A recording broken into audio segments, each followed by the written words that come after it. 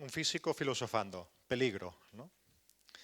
Em, la presentación de que os quería hacer hoy o introducir hoy es sobre todo bajo este lema, ¿no?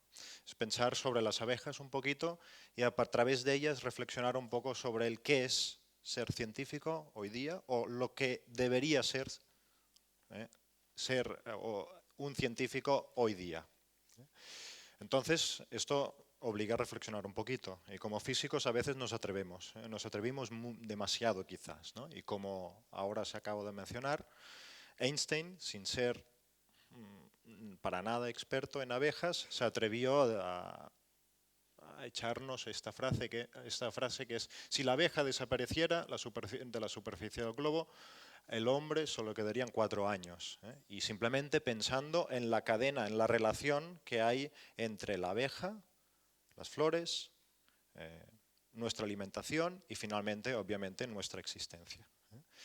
Entonces, ¿por qué Einstein se preocupaba para mandarnos estos mensajes tan desastrosos, tan horribles, ¿no? Y esta obsesión para una responsabilidad social que también transmitió, sobre todo en relación, por ejemplo, con la bomba nuclear, por ejemplo.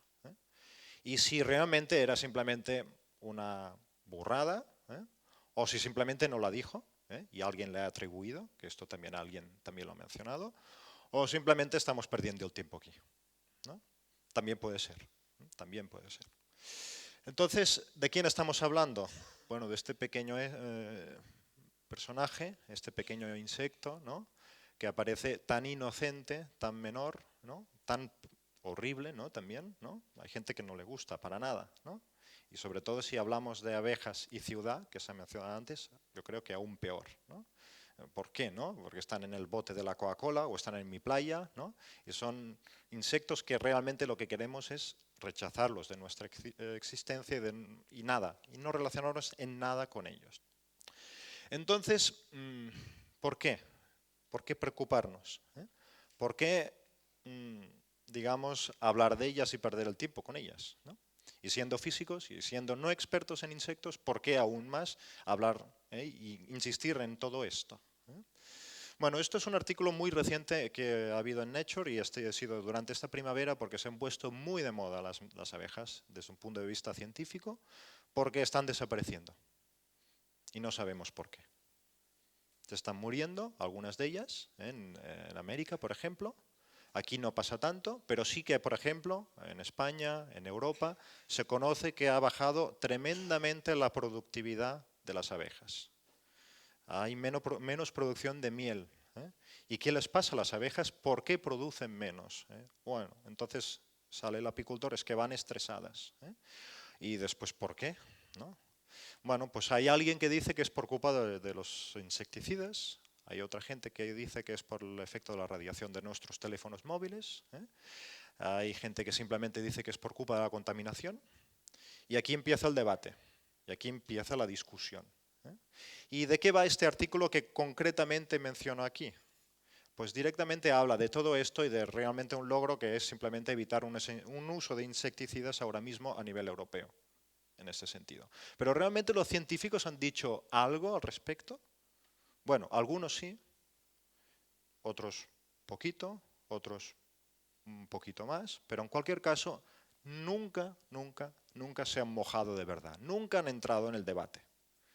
Y entonces lo que se queja básicamente este artículo es de realmente esta desconexión que tenemos como científicos, como físicos, como expertos en abejas, que todos lo deberíamos ser, sobre por qué, bueno, tenemos que meternos en el debate, tenemos que discutir, tenemos que hablar, aunque no tengamos todos los elementos para juzgar si esto es cierto, si es problema de los insecticidas, si es problema de la radiación electromagnética o si es problema de la contaminación o simplemente se mueren porque sí. Entonces, a mí me da para pensar. Y volviendo al principio, volviendo a la idea de Einstein, ¿no? Pues quizá tenía razón, sin saberlo. Y sin tener argumentos. Y entonces, ¿qué hacemos como científicos? Pues de algún modo lo que hace esta fotografía.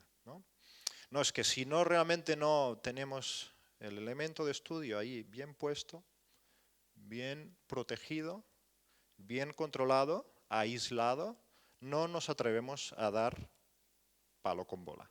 No nos atrevemos a afirmar nada.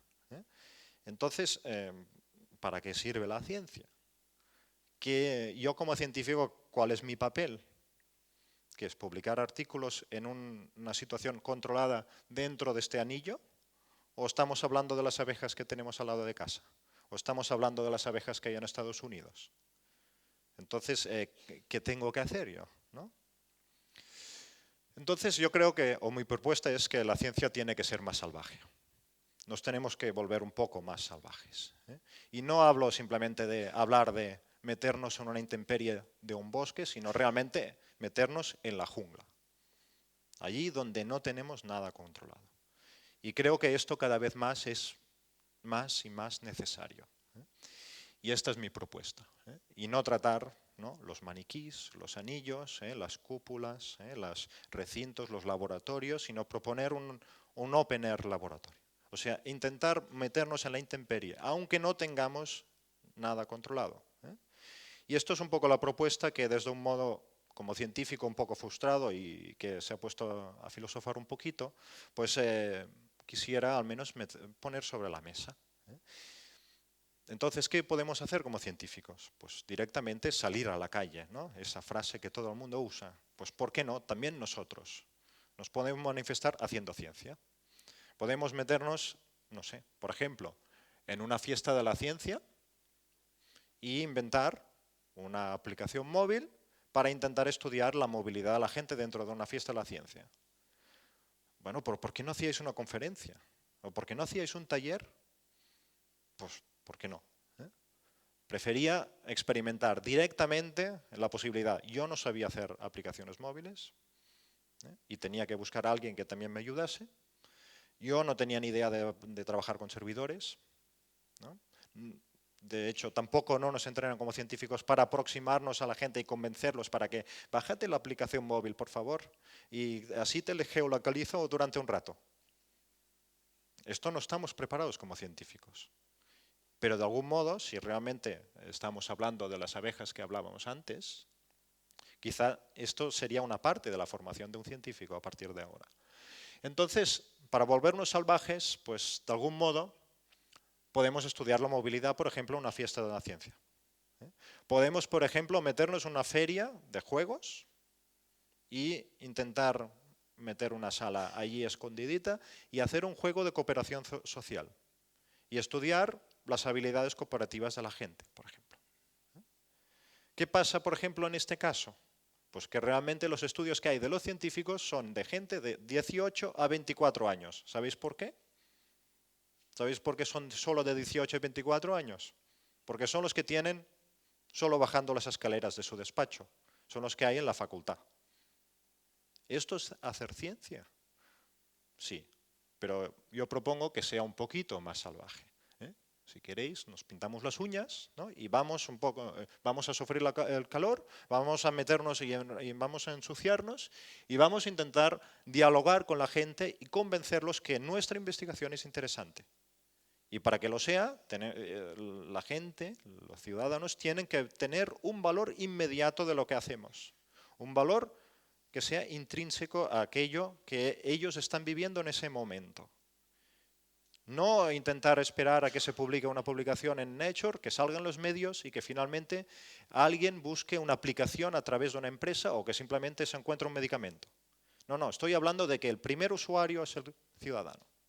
Primer que está dialogando con ese conocimiento es el ciudadano. Y esto es otra estrategia. La investigación no está acostumbrada a trabajar así. Entonces se trata de seguir la gente, intentar convencerla, intentar dar valor a lo que hacemos y que si no lo ven, nuestra experiencia será un fracaso. Entonces pueden salir cosas como estas, si queréis. Podemos coger datos, podemos hacer mapas de movilidad dentro de una fiesta, por ejemplo, esto en el Parc de la Ciutadella, y saber exactamente los puntos de atracción que había en esa fiesta. ¿Cuánto tiempo estaba la gente en un stand? Por ejemplo, un científico, ¿qué pasa? No, necesito 1 hora para contar bien lo que yo sé. ¿Sabéis cuánto rato estaba la gente tendiendo? 20 minutos, o 18 si queréis. Entonces, todas estas historias intentan romper ciertos prejuicios y al mismo tiempo puede ayudar simplemente a pensar la manera de hacer la ciencia de otro modo. O sea, estamos hablando de una física que no es física, si queréis. Del mismo modo que Einstein hablaba de abejas sin saber de abejas.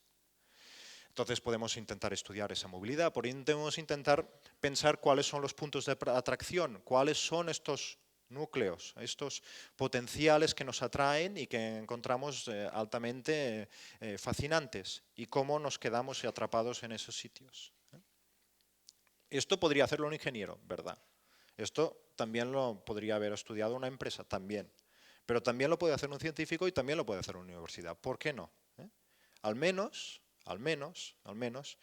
cogemos los datos sabiendo, y al menos presentando directamente al ciudadano lo que vamos a hacer. Hay otra gente que directamente pide los datos a las compañías de teléfono móviles. Y entonces les pide los datos y estudia su movilidad sin que los usuarios sean conscientes. Al menos aquí la gente es consciente de lo que se le pide. Bueno, hablamos más de abeja. Otra historia que podría ser interesante en referencia a las abejas. Bueno, se mueren, ¿no? Hemos quedado que se morían y no sabemos exactamente por qué. Hay una disminución importante de población en ciertas cajas o ciertos ruscos. Hay una pérdida de productividad. Bueno, hay todo un conocimiento que hasta cierto punto es un conocimiento que sabe el apicultor, pero tiene de una manera muy intuitiva, muy frágil, si queréis. Nada cuantizada, nada cuantificada. Entonces, al mismo tiempo hay el biólogo que lo que prefiere es principalmente fijarse en una sola abeja, meterlo en un laboratorio y ver si se orienta, o ver si le afecta a cierto producto químico. Entonces, estamos hablando de salir a la calle, pues vamos de verdad, vamos a meternos dentro de una caja de apicultura urbana, esto es en el Parque de la Ciudadella, y otra vez meterle sensores, intentar hacer aquello que nos gusta como científicos, pero con la connivencia, en este caso, del apicultor en cuestión. El apicultor no tiene ni idea de cómo meter sensores en su nido de abejas, ¿de acuerdo? Entonces, ¿qué podemos hacer? Pues podemos intentar mezclar los intereses. Podemos intentar pensar, bueno, quizás sería bueno de tener un sensor para que midiese la productividad o la cantidad de abejas que tengo. Vale, pues vamos a pensar en hacer un contador de abejas que salen y entran. Vamos a poner una balanza para ir midiendo el peso. Vamos a poner, por ejemplo, un micrófono para capturar el zumbido de las abejas, que por cierto se comunican a través de esa. Vamos a poner una cámara, por ejemplo. Esto le cuentas a un apicultor y no sabe cómo hacerlo. No sabe cómo hacerlo. Y hasta cierto punto también un científico tampoco, como yo, no sabe cómo hacerlo. ¿Y que tuvimos que introducir en nuestro equipo? Pues también gente que ya está trabajando con placas Arduino, precisamente aquí en Barcelona, de Smart Citizen, y para integrar su tecnología para un proyecto que ellos no habían preconcebido tampoco. Y ya tenemos, en este caso, el ciudadano, el apicultor, el biólogo, el científico físico de la complejidad, el tecnólogo. Podemos ir sumando y también, ¿por qué no?, artistas. ¿Qué artistas les interesaba entrar en este juego? Pues directamente les interesaba esa idea de la participación o del comportamiento de las abejas como comunidad. Entonces, ¿de qué va todo esto? ¿De qué va todo esto? Bueno, esto todo recibe hasta cierto punto en muchas comunidades el nombre de ciencia ciudadana. Estamos hablando de una participación muy directa, de un conocimiento que antes que nadie utiliza el ciudadano. El ciudadano es el proveedor de datos, hasta cierto punto, como en el caso de movilidad, pero también puede ser un agente activo y plenamente activo y consciente de la investigación en todo momento. En todo momento. Entonces, ¿por qué no intentar pensar la ciencia a partir de ahora? Sí. ¿Por qué tenemos que utilizar los canales que hay ahora mismo, que es mediante la especialización, mediante un control de expertos y a partir de ahí pues intentar seguir unos protocolos tan rigurosos? Si realmente lo que queremos es intentar solucionar ese problema con las abejas. Entonces, no digo que sea la única manera de hacer ciencia, pero que al menos, a partir de ahora, yo quisiera pensar que todos podemos ser científicos en este sentido. Yo no sé de abejas, pero aprendí sobre ellas. Del mismo modo que el experto en sensores también tuvo que aprender un poco de lo que nos interesa a nosotros como científicos. Y en este diálogo puede crecer alguna cosa más allá del paper que estamos publicando cada día. Y alguna cosa más allá de un conocimiento estanco, tan reducido en ese anillo, en esa cúpula de cristal tan controlada que estamos hablando antes. Y quizás así, podremos al menos comentar, tener opinión, mojarnos sobre por qué las abejas mueren o viven. Entonces, en este sentido, podríamos también, por cierto, pensar, ¿no?, de que si pensamos en las abejas, si somos abejas, luego como científicos podemos llegar a existir. Gracias.